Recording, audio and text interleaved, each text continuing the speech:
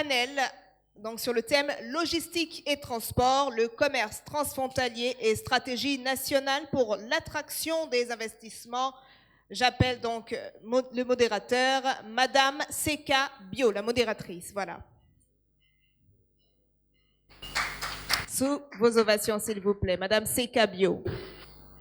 Mesdames, Messieurs, bonsoir et bienvenue à cette 5e édition du Bénin Investment Forum qui a pour objectif de rassembler les dirigeants, les entrepreneurs et de partager les expériences et les réformes mises en place par le gouvernement pour améliorer et mieux positionner notre pays. Bienvenue également sur ce panel dédié au commerce transfrontalier et à la stratégie nationale mise en place par le gouvernement pour l'attraction des investissements. Pour m'accompagner sur ce panel, j'ai l'honneur d'inviter ici présent le directeur général de l'Agence de promotion de l'investissement et des exportations, Monsieur Laurent Gambès. Sous vos ovations, s'il vous plaît. Je voudrais inviter également le directeur général de Bénin Control, Monsieur Izet Gwendal. Sous vos ovations, s'il vous plaît.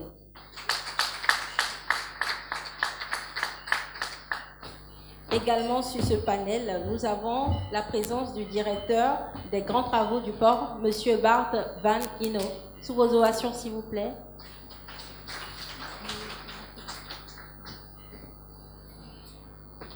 Ce n'est pas fini. Nous avons également la présence du directeur des opérations à Webfontaine Bénin, Monsieur Tankian Koulibaly. Sous vos ovations, s'il vous plaît.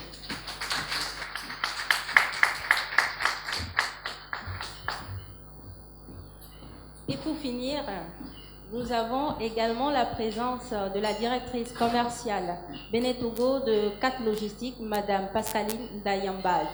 Sous vos ovations, s'il vous plaît.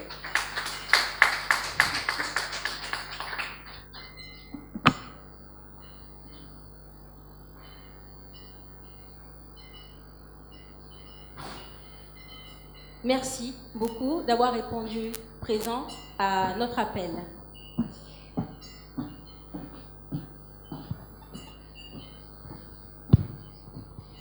Alors, il n'est pas sans savoir que le choc massif et brutal de la pandémie liée à la Covid-19 ne s'est pas encore dissipé, que le monde fait face à une nouvelle crise géopolitique, celle ukrainienne et russe. Au-delà des souffrances et de la crise humanitaire que porte cette situation, c'est toute l'économie nationale, c'est toute l'économie mondiale qui se voit affectée par cette crise. Quand on sait combien de pays dépendent de ceux-ci, tant pour l'approvisionnement des matières premières, de l'énergie et j'en passe. Une chose est certaine, c'est que l'onde de choc de cette guerre porte un coup dur sur le secteur du commerce, la chaîne d'approvisionnement, et inéluctablement affecte dangereusement les pays en développement qui peinaient déjà à s'en sortir dans un contexte normal.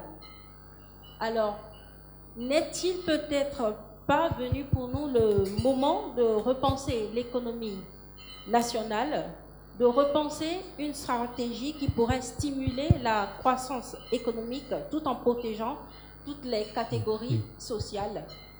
Eh bien, depuis 2016, le gouvernement du Bénin porte une vision, celle de faire du Bénin une porte ouverte sur le marché ouest africain. Pour y parvenir, le Bénin porte son choix sur l'industrialisation et la facilitation des échanges pour l'attraction des investissements. Alors, quelle est cette stratégie? Quelles sont ces réformes? Et surtout, quels sont les dispositifs mis en place par le gouvernement pour réaffirmer sa présence aux côtés des entreprises et des investisseurs dans ces moments de crise? Sans plus tarder, ma première question va à l'endroit du directeur général de l'Agence de promotion des investissements, Monsieur Laurent Gambès. Bonjour. Pouvez-vous, en quelques mots, nous présenter votre institution et éclairer nos lanternes quant à la stratégie nationale pensée par le gouvernement du Bénin pour stimuler la croissance et l'économie nationale? Oui, bonjour madame, merci beaucoup. Chers invités, merci à toutes et à tous.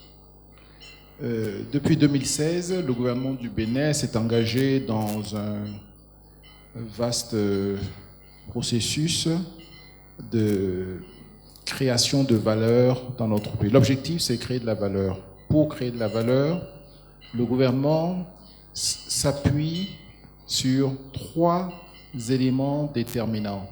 D'abord, l'industrialisation de notre pays. Deuxièmement, le développement de l'industrie touristique. Et troisièmement, tout ce qui concerne la transformation numérique et digitale du pays. Voilà les 3 piliers sur lesquels s'appuie le gouvernement pour asseoir le développement de l'économie de notre pays.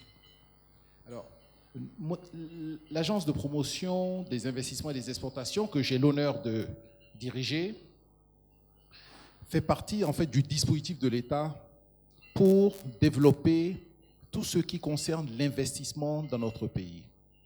Et donc, l'APIEX a un certain nombre de missions, dont la mission que tout le monde connaît généralement sans aucune difficulté, c'est la formalisation de la création des entreprises dans notre pays. Pour exercer une activité économique légale au Bénin, il faut obligatoirement passer par l'APIEX. Ça, c'est la première mission de l'APIEX, rendre légale l'activité économique. La deuxième mission de l'APIEX, c'est instruire les dossiers des investisseurs ou des entrepreneurs. On instruit les dossiers que nous présentons en comité interministériel pour obtenir l'accompagnement de l'État. Parce que l'État a décidé d'accompagner les entreprises, d'accompagner les investisseurs dans leur demande d'investissement. Dans leur processus d'investissement, l'État a décidé de les accompagner.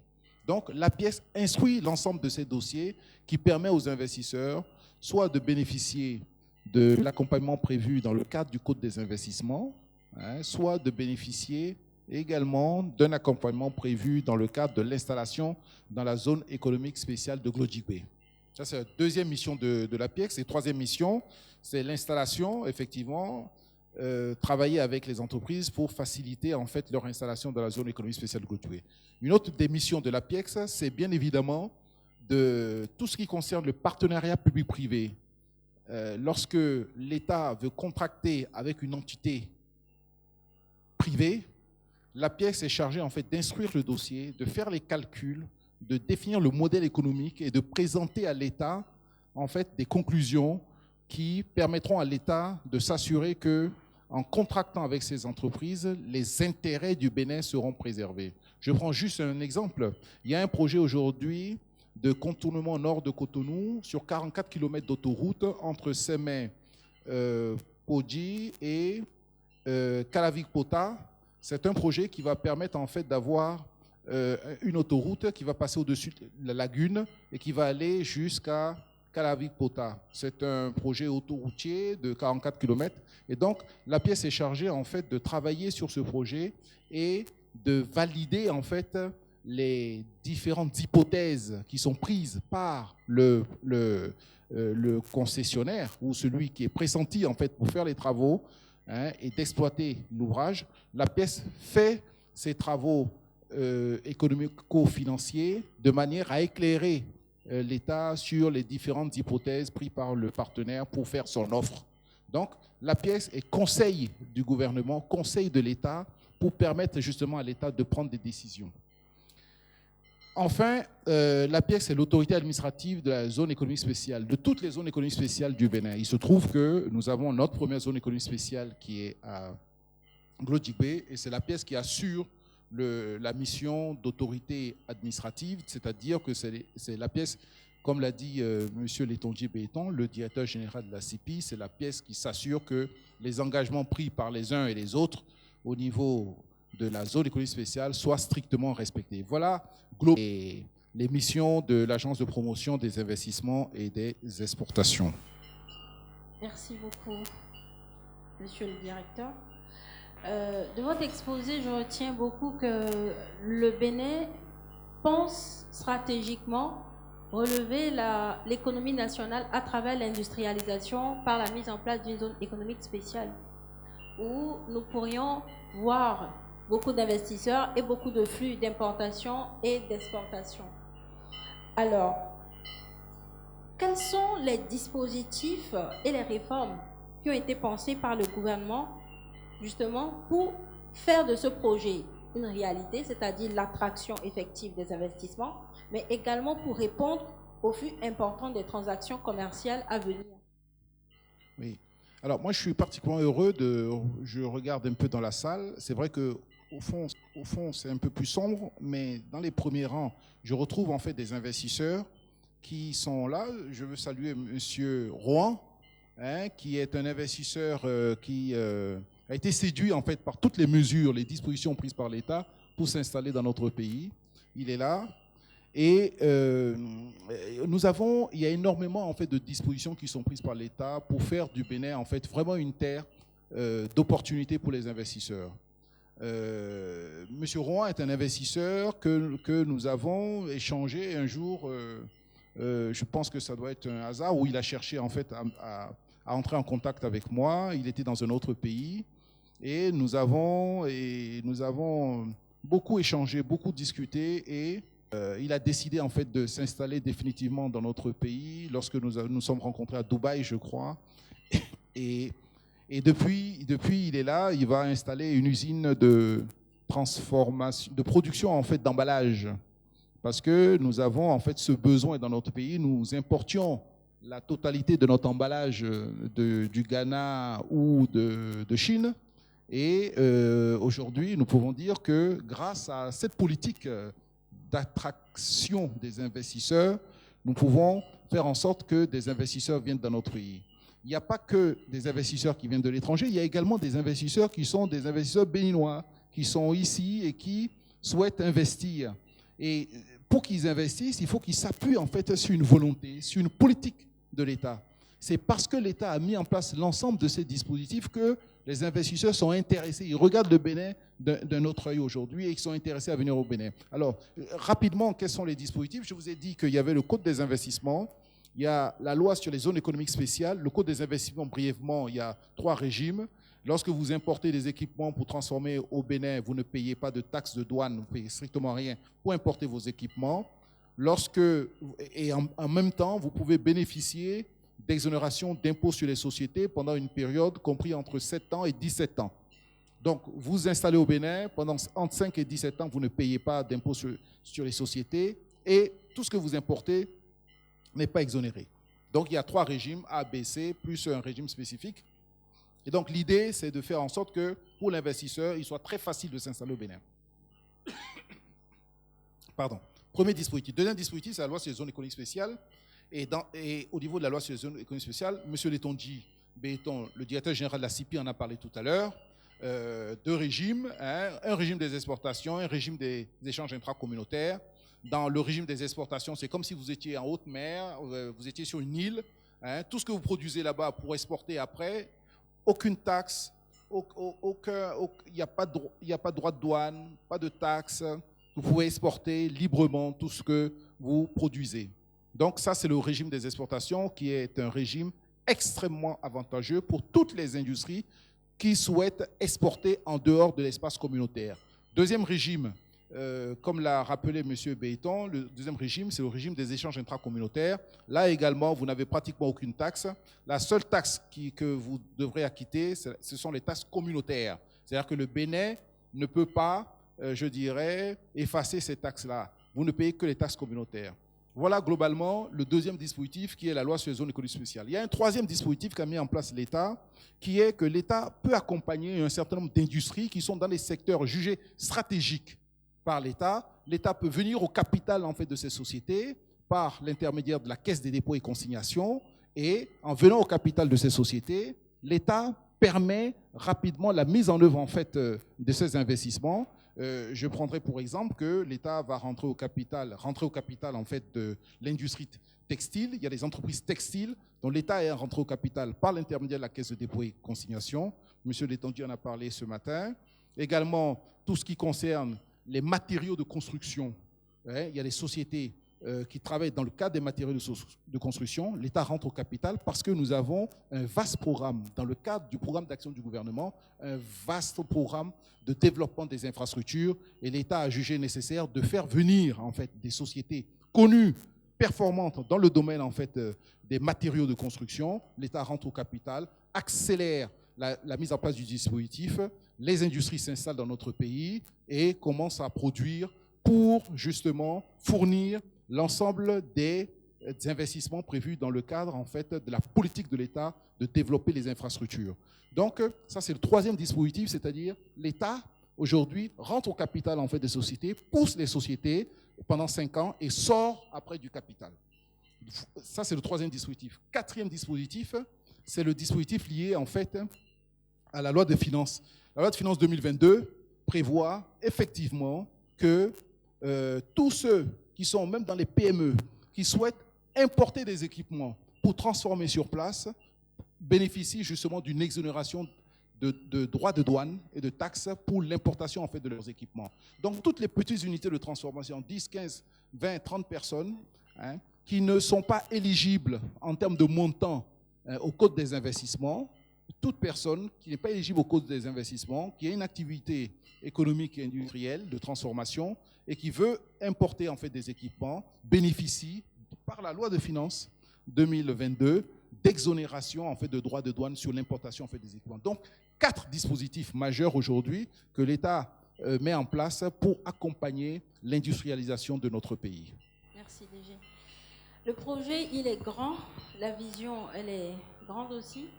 Et justement, pour accompagner également le gouvernement dans cet objectif, il a été assigné plusieurs actions à des institutions partenaires du gouvernement dans l'amélioration et la facilitation des échanges.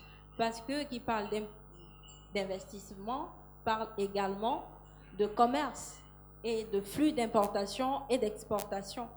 Justement, nous avons sur ce panel les différents partenaires qui accompagnent le gouvernement. Il s'agit de Webfontaine, leader mondial dans le développement de logiciels et gouvernement. Nous avons Benet Control, nous avons le port autonome de Cotonou. Alors, respectivement, je vais poser la question à Monsieur Koulibaly.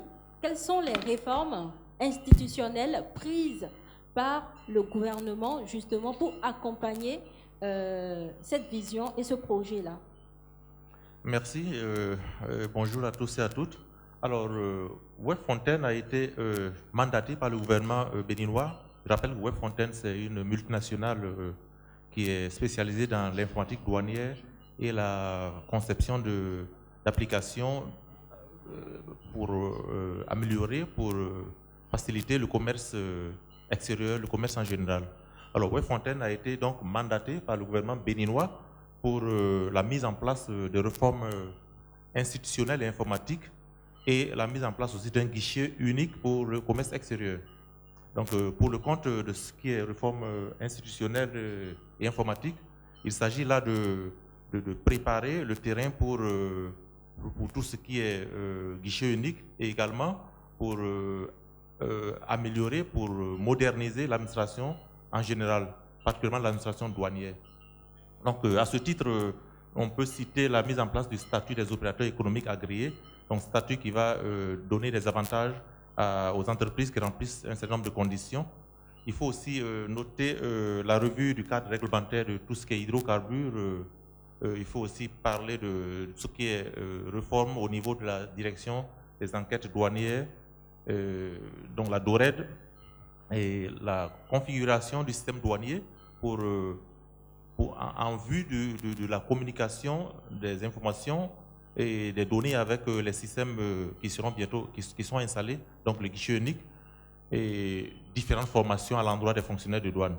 Alors le deuxième volet qui concerne le guichet unique du commerce extérieur, il s'agit là d'une plateforme informatique qui va permettre à tous les acteurs du commerce extérieur d'échanger des informations et des données normalisées pour répondre à toutes les exigences, à toute la réglementation qui concerne l'importation, l'exportation et le transit. Tout ceci au sein d'une plateforme unique. C'est-à-dire qu'on ne quitte pas la plateforme pour aller faire autre chose ailleurs. C'est dans cette plateforme que toutes ces opérations ont lieu. Et ces opérations concernent aussi bien l'importation, l'exportation que le transit. Donc nous travaillons avec beaucoup d'acteurs, les déclarants, les directions techniques, les banques, la douane, mais c'est la douane qui est véritablement au cœur de ce commerce extérieur. Donc c'est la douane qui est porteuse de ce projet. Donc c'est ce que j'avais à dire. Merci. Merci beaucoup, M. Koulibaly. Nous retenons que le gouvernement du Bénin a mis en place une nouvelle génération de guichets uniques pour le commerce extérieur, dans le but en fait de faciliter toutes les opérations de pré-dédouanement, de dédouanement et de transit à travers un seul portail qui interconnecte, si je ne me trompe pas, tous les acteurs du commerce extérieur.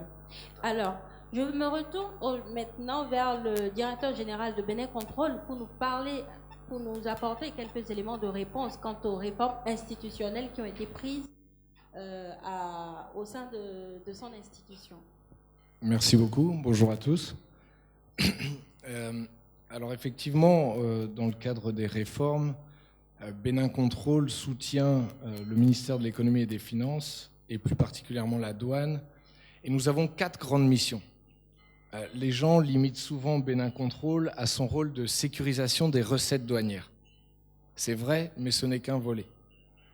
Le premier volet, je dirais, au-delà de tout ça, c'est la facilitation des procédures d'enlèvement. Et j'insiste là-dessus, nous sommes là pour fluidifier le passage en douane des marchandises. C'est très important. Okay. Donc bien sûr, il y a le volet sécurisation des recettes. Il y a également le volet modernisation de l'administration des douanes. Et puis il y a la lutte contre la fraude et l'insécurité. Alors, je crois que ceux qui connaissent le Bénin connaissent un petit peu déjà Bénin Contrôle. Mais pour vous donner nos dernières nouvelles, aujourd'hui, nous travaillons avec nos partenaires à intégrer de l'intelligence artificielle pour accélérer encore le processus d'enlèvement des marchandises, que ce soit tant au niveau du scanner à rayon X que de l'évaluation des marchandises en douane. Notre objectif, il est d'agréer des opérateurs sur la base d'analyse de risque et sur la base de l'intelligence artificielle pour que demain, l'importateur génère lui-même son attestation de vérification documentaire, cette fameuse AVD, et puisse directement tirer sa déclaration en douane. Le but, c'est que ce soit instantané. C'est l'objectif qu'on s'est fixé.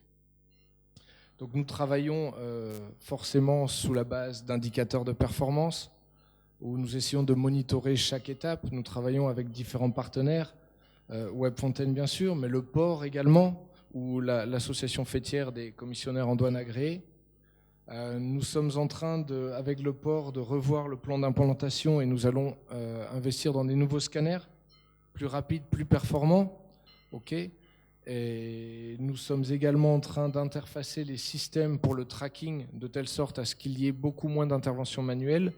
Donc aujourd'hui, lorsque vous faites une déclaration de transit vers le Niger, par exemple, vous avez une balise GPS sur votre camion en moins de 20 minutes. Il faut bien sûr que votre camion soit là, mais en moins de 20 minutes, vous avez votre balise GPS. La même chose au niveau du scanning au port. Le scan et l'analyse d'image se fait en moins de 20 minutes. Si ce que vous avez déclaré est conforme à l'image, vous sortez du port. Donc voilà un petit peu ce qui nous anime. C'est la célérité, c'est la facilitation pour aussi justement accompagner les discours de l'APIEX qui aident les investisseurs à venir, mais que derrière, on puisse les aider à faire rentrer tous leurs intrants. Merci beaucoup, M. Gwandal. Retenons que plusieurs services ont été mis en place au sein de Bénin Contrôle à travers le dispositif de tracking et de scanning pour faciliter justement les opérations et conjointement accompagner le gouvernement dans la facilitation des échanges. Mais je m'en vais poser la même question au directeur des grands travaux du port autonome de Cotonou, M. Van. Quels sont les dispositifs pris au sein du port en fait, pour accompagner le gouvernement dans l'attraction des investissements? Bien sûr, il est très important pour nous et je sais aussi pour vous que le port autonome de Cotonou est toutes les exigences possibles pour pouvoir envoyer une très belle image. Si vous pouvez bien nous apporter quelques éléments de réponse sur ces dispositifs, ce serait bien. Merci, Cheka. Merci, honoré invité. Pour le port autonome de Cotonou, il y a un plan de PAG du gouvernement pour moderniser le port, pas seulement l'infrastructure, mais aussi toute l'organisation, parce que le port, en effet, c'est une grande plateforme avec toutes les communautés portuaires, en effet, pour sécuriser, fluidiser le flux de marchandises. Alors, à nous de faciliter cette plateforme et on a pris des actions un peu organiques. On a commencé à l'interne de réorganiser le port, d'augmenter notre capital humain, réorganiser aussi l'évaluation, les trainings pour vraiment apporter notre collaborateurs sur un niveau plus élevé, réactif avec tous les partenaires dans le port. On doit être très réactif. Il y a tellement des clients pour dire qu'on a. Notre collaborateurs sont bien sûr le plus important capital qu'on a dans le port. Après cette partie, on a aussi digitalisé toute notre manière de communiquer. Tout est digitalisé aussi. Toutes les données, gestion des données aussi digitalisées. Avant, certainement, vous savez que c'était un grand flux de papier autour du port. Et ça c'est maintenant vraiment minimalisé. Pour le port, c'était aussi très important de sécuriser physiquement le port et toutes les opérations portuaires. Et on a mis en place le système ISPS, ce qui est tellement important. Le port de Cotonou aujourd'hui fait part du chaîne de tous les ports ISPS autour du monde. Et ça veut dire qu'on est une grande famille avec la même vision de sécurité. Et les navires qui entrent, qui appellent le port de Cotonou, peuvent aussi partir autour du monde, États-Unis, Européens, à cause de ce niveau de sécurité. Ça veut dire que entrer dans le port comme avant, c'est plus possible. Vous avez besoin vraiment d'un badge dédié pour votre endroit. Même les camions, les camionneurs aussi, ils ont besoin de leur badge. Tout sécurisé et scanné avant d'entrer. Les navires qui accostent, ils ont besoin d'un agent de sécurité aussi pour rassurer qu'il n'y a pas des entrées interdites, pour dire. Après ça aussi, le port sur le niveau environnemental est aussi complètement géré et protégé sur les niveaux le plus haut. Après cette partie interne, pour dire organisation du port, on a aussi mis en place un grand plan directeur pour réformer et refaire toute l'infrastructure portuaire et aussi mettre en place des concessionnaires dédiés et spécialisés pour augmenter la production du port. Merci beaucoup, monsieur le directeur. C'est bien beau toutes ces réformes qui visent en fait à positionner le pays et faciliter les échanges. Mais fort heureusement pour nous, nous avons sur ce panel une entreprise témoin présente dans la sous-région depuis 1999 et qui pourrait attester de l'avant et de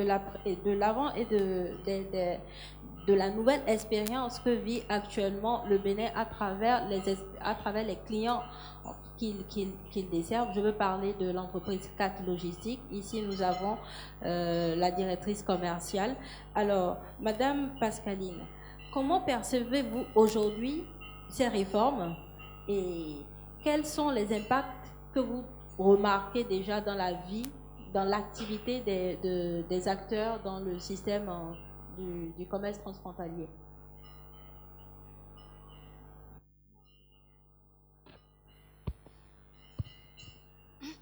Merci Seka, bonjour à tous. Donc rapidement, CAT Logistique, c'est compagnie d'affrètement et de transit logistique.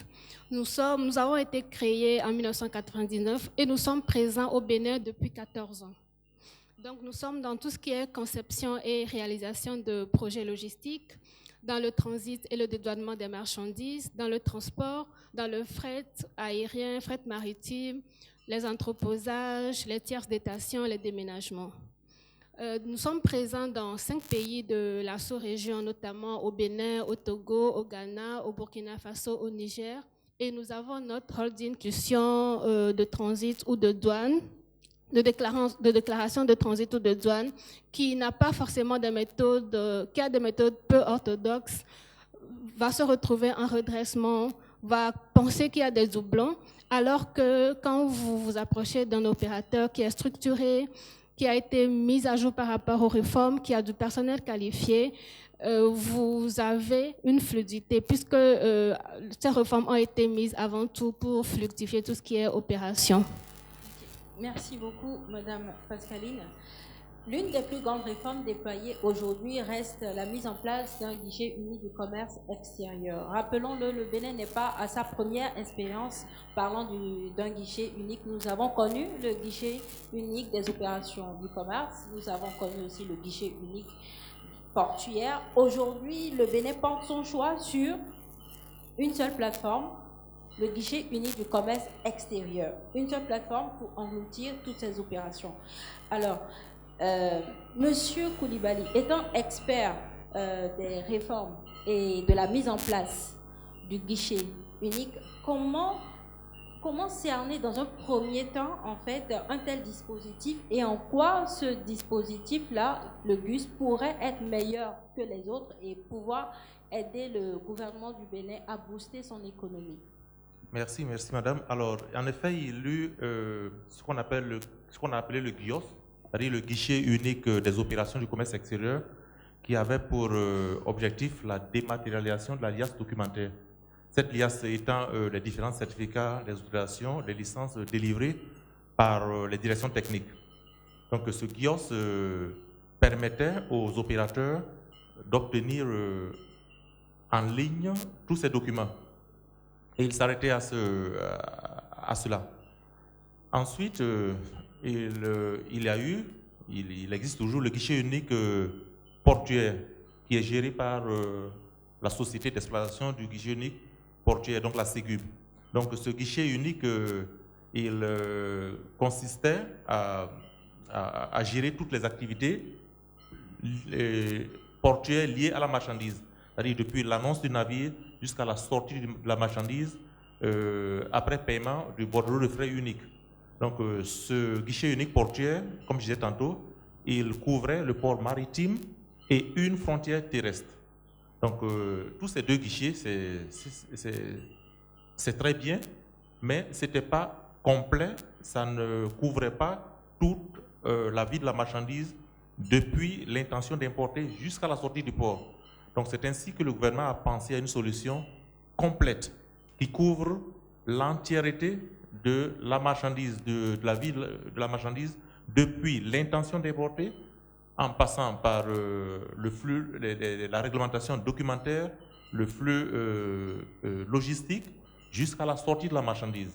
Donc c'est ainsi que Webfontaine a été désigné pour la mise en place de ce guichet unique du commerce extérieur. Donc c'est une plateforme informatique, c'est comme les autres plateformes, mais c'est une plateforme informatique qui consiste à regrouper virtuellement tous les acteurs du commerce extérieur, donc tout ce qui est déclarant, tout ce qui est importateur, le port, la douane, Bénin Control, tous ces acteurs vont alors échanger des informations, des documents normalisés pour permettre de traiter, pour permettre, j'allais dire, de simplifier et de fluidifier toutes les procédures liées au commerce extérieur. Donc le guichet unique, comme je l'ai décrit, il couvre tous les modes de transport, maritime, aérien et terrestre, ce qui n'était pas le cas pour le guichet unique portuaire. Donc il concerne tous les trafics également, ce qui est trafic vrac, conventionnel, conteneurs et hydrocarbures. Et donc, la plateforme elle comporte plusieurs modules que l'on peut classer en 3 grands groupes. Donc, le premier groupe concerne tout ce qui est lié à la documentation, c'est-à-dire toutes les exigences documentaires. Donc, ce premier groupe s'apparente un peu au GIOS. Mais il est un peu plus complet en ce sens qu'il comporte toutes les activités du GIOS en plus de certains documents que le GIOS ne traitait pas. Je vais parler de tout ce qui est certificat d'origine, de tout ce qui est autorisation de change, engagement de change, et en plus du paiement électronique, paiement en ligne. Donc cette première partie, elle est documentaire et elle permet de centraliser en un portail unique l'ensemble des demandes de traitement de tous les documents exigibles de la chaîne du commerce extérieur.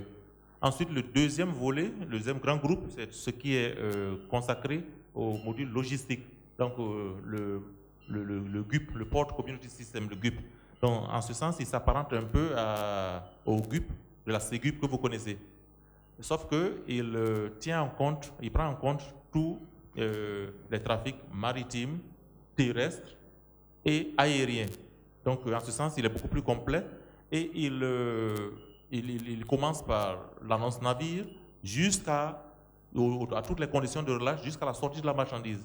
Et tous les paiements de tous les acteurs qui sont impliqués dans la manipulation de la marchandise, tous les paiements peuvent être effectués au sein de cette plateforme également. Et en dernier, le dernier groupe concerne tout ce qu'on appelle le paiement électronique, le Pélican. Donc ce groupe offre un maximum de modes de paiement aux acteurs, c'est-à-dire le paiement à travers les banques, le paiement à travers les cartes de crédit, le paiement à travers le mobile money. Tout ceci, idéalement, des communications de système à système, c'est-à-dire sans que l'opérateur n'ait à se déplacer. C'est de ça qu'il s'agit. D'accord, merci beaucoup, Monsieur Koulibaly. Rapidement, nous savons aujourd'hui déjà, grâce à votre intervention, que le guichet unique du commerce extérieur connecte en fait tous les acteurs du commerce extérieur sur une seule plateforme. Alors, j'aimerais me tourner vers Monsieur Gwendal pour un petit témoignage et un retour expérience de l'utilisation du bus au sein de son institution. Très bien. Bah, écoutez, le GUS, comme bon nombre d'acteurs de la plateforme, nous y sommes connectés et c'est un outil extrêmement pratique. Monsieur Koulibaly a cité tous les avantages. Je crois que c'est un outil qui répond véritablement à la vision du gouvernement, ou du moins un des objectifs que le gouvernement s'est fixé, qui est de dématérialiser un maximum les procédures. Cette dématérialisation, elle vise avant tout la célérité, donc le gain de temps, et la lutte contre tout ce qui est faux frais et perception annexe. Et donc nous sommes interfacés avec le GUS. Le GUS n'est qu'une plateforme. C'est une plateforme Internet sur laquelle nous, Bénin Control, allons chercher des informations qui nous concernent, les traitons et allons reposter des informations qui concernent les usagers, qui concernent la douane, qui concernent les transporteurs. Donc chacun va recevoir l'information qui le concerne. Moi, je trouve que c'est un très bel outil et qu'il faut continuer dans ce sens sur peut-être encore d'autres secteurs. Merci beaucoup. Monsieur Van, avez-vous quelques expériences, quelques retours d'expérience du GUS à partager avec nous? Oui, bien sûr. On utilise bien sûr aussi le GUS. Ce qu'on a vu déjà, la facturation vers les clients est facilitée. Va plus vite. On arrive à faire 400 factures par jour, ce qui est vraiment énorme. Le données unique sur la plateforme, c'est hyper important pour quand même contrôler la transparence de transport et de flux de matériaux, de marchandises.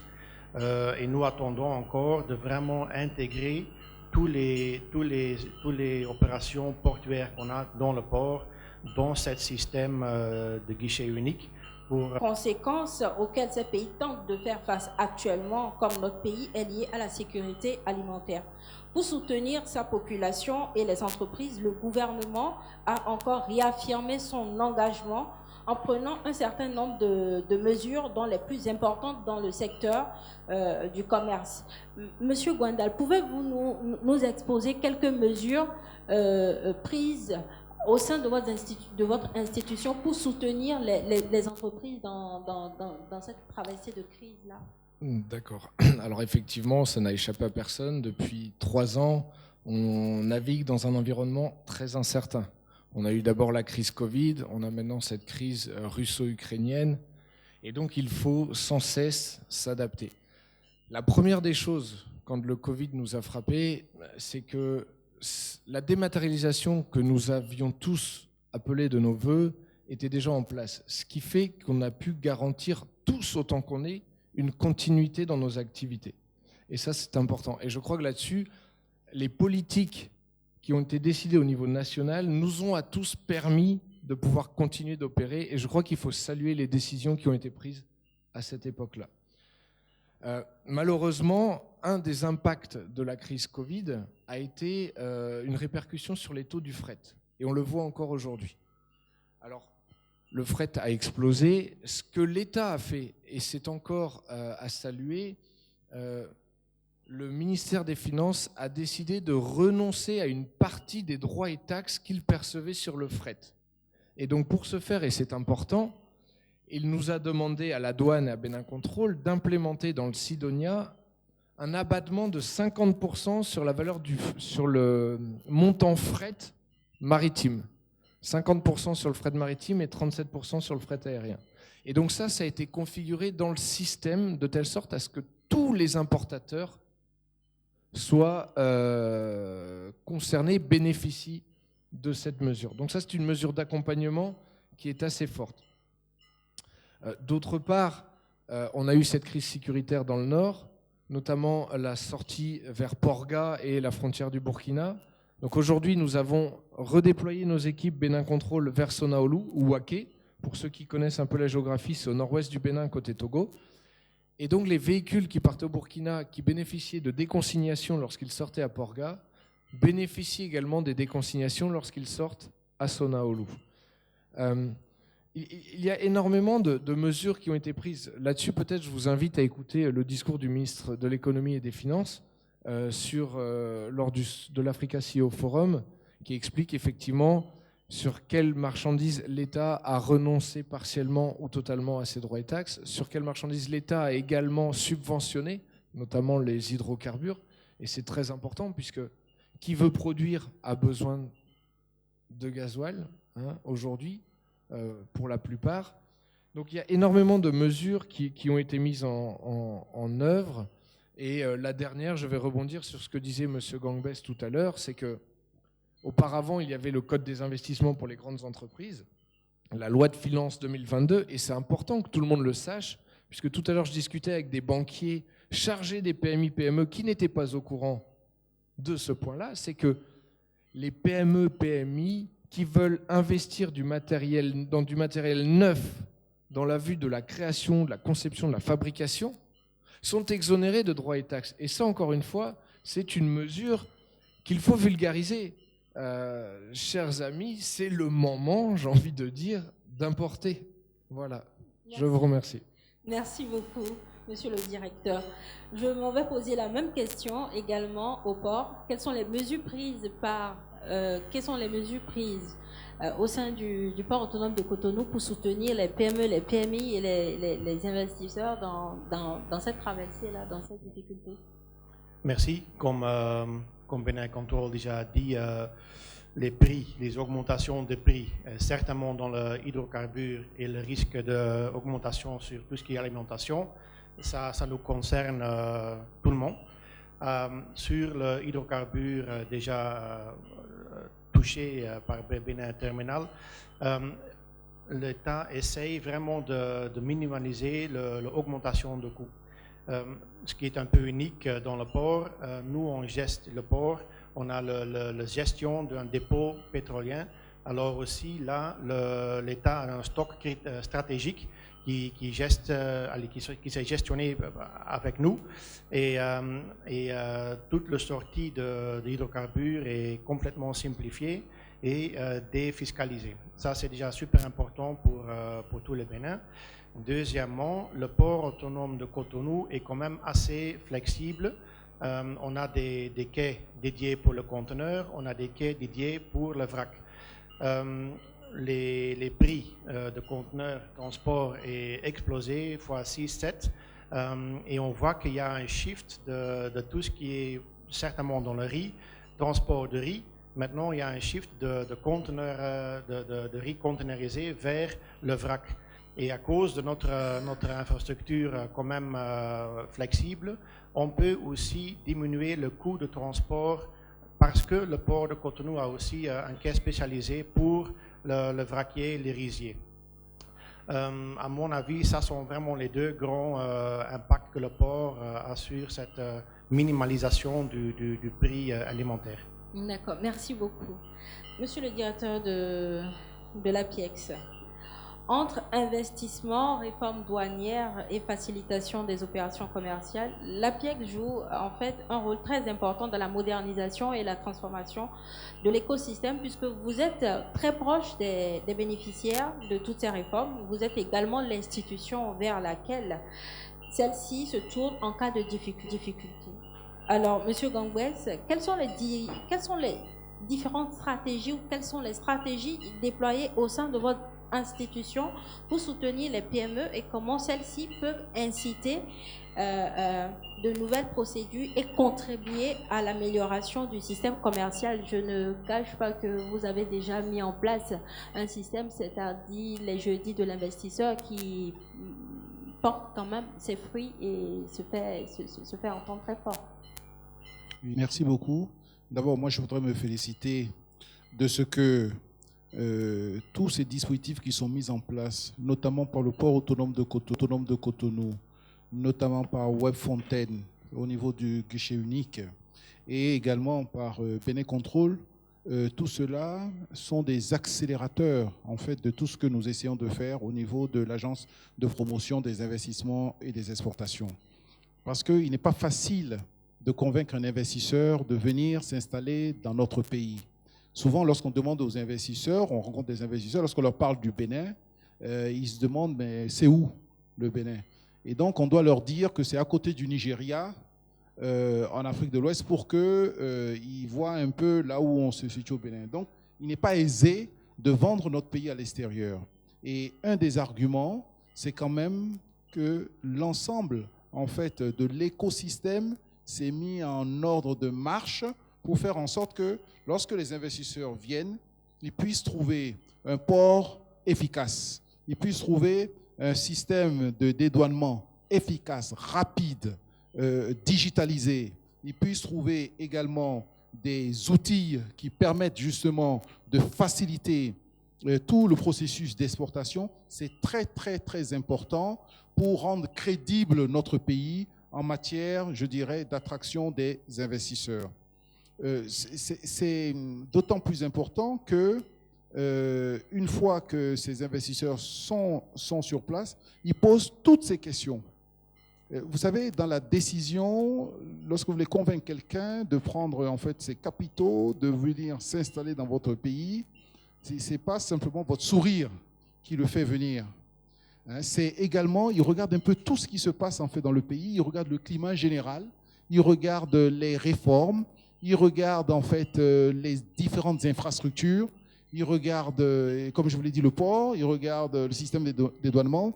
Et moi, je suis heureux que le Bénin Control déploie énormément d'efforts aujourd'hui pour faire en sorte que notre port soit un port concurrentiel. Vous savez, lors des manifestations que nous organisons pour justement recueillir auprès des investisseurs leurs difficultés de fonctionnement au niveau du Bénin, ils nous parlent d'un certain nombre de choses. Ils nous parlent de la douane, ils nous parlent des impôts, ils nous parlent également de Bénin Control.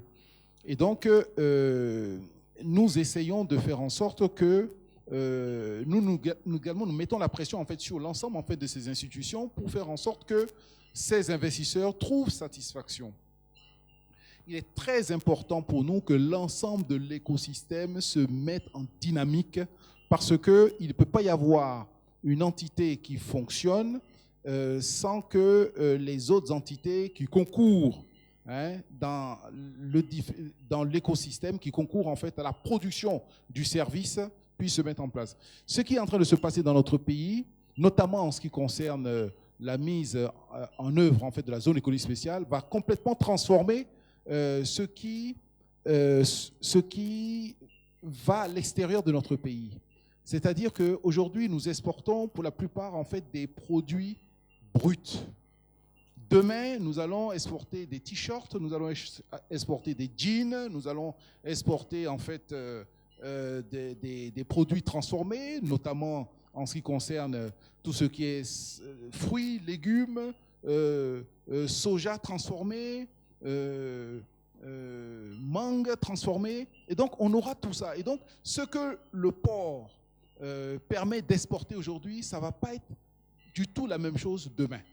Donc, il faut que le dialogue que nous mettons en place avec, non seulement avec toutes les entités qui concourent à la production du service à l'export, et également avec les services de l'État, et également avec les clients qui sont les investisseurs, il faut que ce dialogue soit suffisamment serré et proche pour nous permettre de nous adapter rapidement à ce qui est en train de se passer.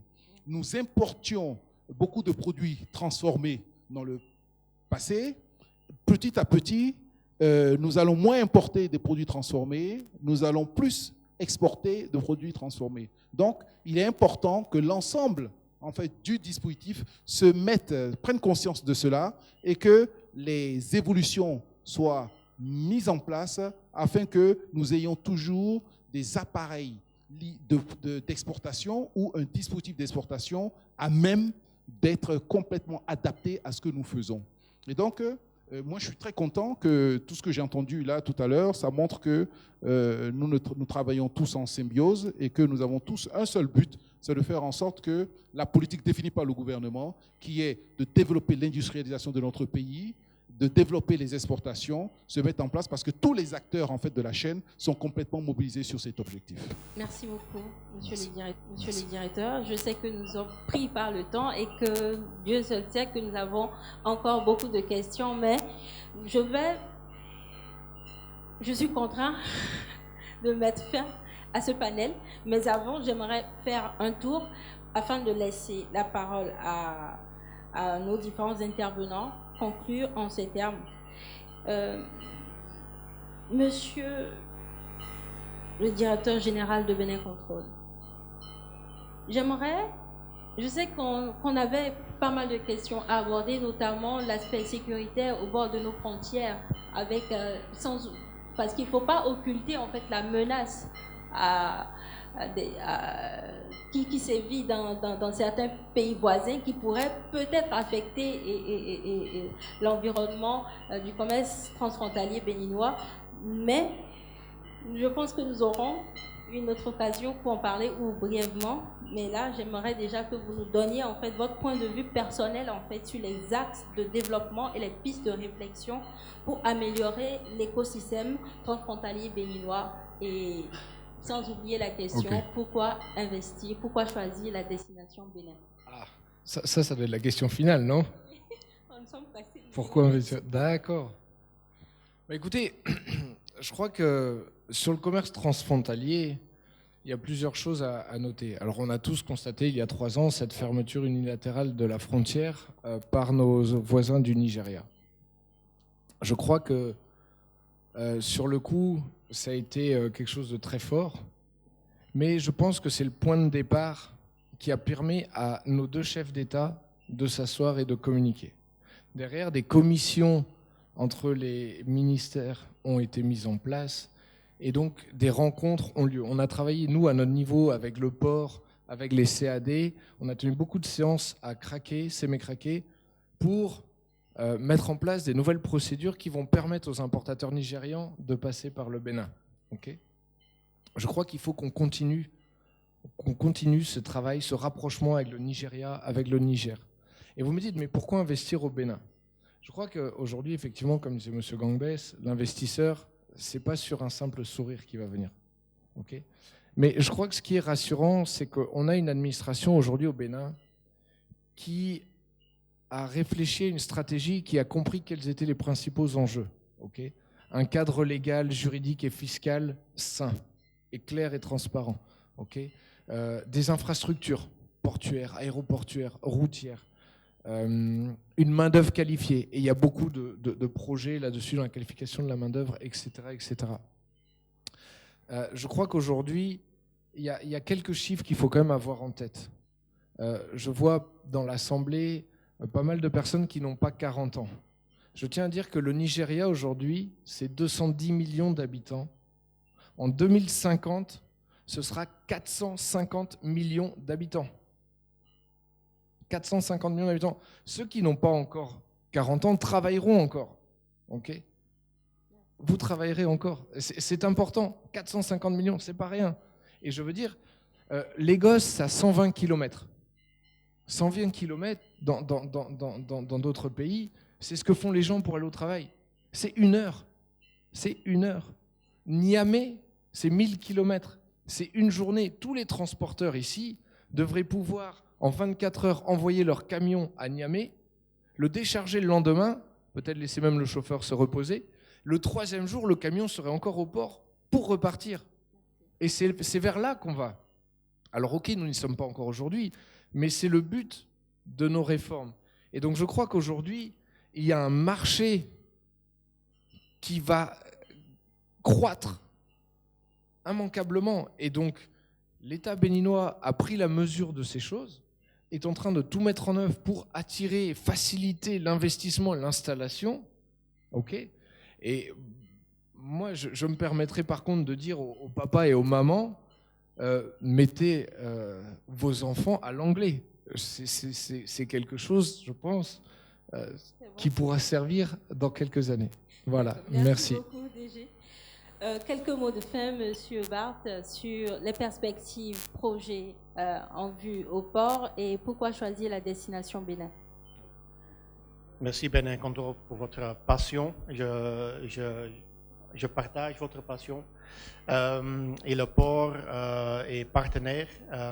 On est avant le plus gros chantier de 50 ans dans le port, pour dire. Le port a évolué depuis 1960, pour dire, dans la vraiment construction portuaire. Maintenant, on est avant d'un complètement réforme des infrastructures. Tous les pavés que vous voyez aujourd'hui dans le port, dans 5 ans, vont être retournés, renouvelés. Tous les quais que vous voyez aujourd'hui vont être réformés, reconstruits pour doubler la capacité du port. Et chaque surface portuaire qu'on est en train de refaire va être opérée par des concessionnaires dédiés, spécialisés dans leur métier. Un concessionnaire spécialisé dans le conteneur, dans le vrac, dans le multipurpose, le ro-ro, et on va vraiment voir une énorme explosion de import-exportation par le port de Cotonou. Moi, je viens de Belgique. Belgique, un pays à peu près comme Bénin, 11 millions d'habitants, avec un marché derrière de 450 millions de personnes. Et le port d'Anvers, qui est partenaire du port de Cotonou, est le plus grand port d'Europe, le plus grand port de France, comme Cotonou est le plus grand port pour Niger. Pourquoi pas pour Nigeria? Le marché est là. Si on arrive d'être le plus fluide, le plus moderne, avec une dynamique qu'on voit maintenant, sûr et certain, les prochains 5 ans vont être déterminants pour le pays. Merci beaucoup, Monsieur Barth. Madame Pascaline, acteur témoin de toutes les réformes, que pensez-vous de toutes ces réformes que vous avez entendues aujourd'hui et quelles sont pour vous les recommandations que vous voulez bien formuler auprès de ces institutions-là pour améliorer le commerce transfrontalier? Ok. Je voudrais rappeler qu'en 2019, le Bénin a été classé 2e pays le plus performant en termes de facilitation dans le commerce transfrontalier, c'était après le Mali. Et tout ça, c'est grâce à tout ce qui est digitalisation, tout ce qui est facilitation avec le numérique. Je voudrais aussi rappeler que les échanges entre le Bénin et le Niger représentent à peu près 32% de tout ce qui se fait en Afrique de l'Ouest. Donc ça pose qu'il y a un potentiel que nous ne voyions peut-être pas avant, mais qui a été accentué par l'ensemble des réformes dont on a parlé tout à l'heure sur ce panel. Et si je dois aborder des perspectives, c'est déjà de rappeler que nous travaillons à la chaîne. Nous travaillons à la chaîne et il ne faudrait pas que le temps que nous gagnons avec telle procédure en amont soit perdu, que nous gagnons en aval, soit perdu en amont. Donc il faut que nous ayons tous la même dynamique, puisque nous travaillons tous avant tout pour la satisfaction des clients. Merci. Pour finir, je dirais que le directeur de Bénin Contrôle a raison en parlant du Nigeria, dans la mesure où les échanges entre le Nigeria et le Bénin, même le Togo ou le Ghana, tous les pays pratiquement de la côte ouest africaine se fait essentiellement par voie maritime. Et avec la crise de la Covid-19, c'est compliqué pour les taux de fret ont réellement grimpé. On pourrait peut-être exploiter d'autres formes d'échanges, surtout que les distances ne sont pas trop longues. Merci beaucoup. Nous allons terminer ce panel avec le directeur des opérations de Web Fontaine Bénin. S'il vous plaît, en quelques secondes. Oui. Je ne vais même pas la laisser poser la question. Alors, moi, je dirais que le monde change, changeons avec le monde. Alors, les acteurs qui n'ont pas encore compris qu'il faut acquérir des systèmes capables de communiquer avec l'environnement, c'est bien le moment. Parce qu'aujourd'hui, les hommes parlent. Demain, ce sera les systèmes qui vont parler. Donc, instruisons-nous, apprenons à utiliser l'ordinateur et les applications. Et ceux qui ont des applications qui sont un peu privatives, fermées, eh bien, qu'ils comprennent que ces applications seront amenées à communiquer avec d'autres applications et c'est le moment de les mettre à jour. Ceux qui n'en ont pas, c'est le moment aussi de voir avec ceux qui sont capables de leur fournir, je pense là à Web Fontaine, capable de vous fournir tout ce que vous voulez pour que demain soit meilleur, disons qu'aujourd'hui soit meilleur. Donc c'est de système à système que les choses vont se passer demain. Donc mettons-nous à jour. Merci bien. Merci voilà, beaucoup. merci. Je tiens quand même, permettez-moi de remercier quand même tous mes intervenants pour leur disponibilité, pour le temps accordé et vivement l'année prochaine pour une autre thématique. Merci. Merci à vous, merci de les accompagner sous la conduite de M. Laurent Gambès et le DGCP Bénin, M. Béton.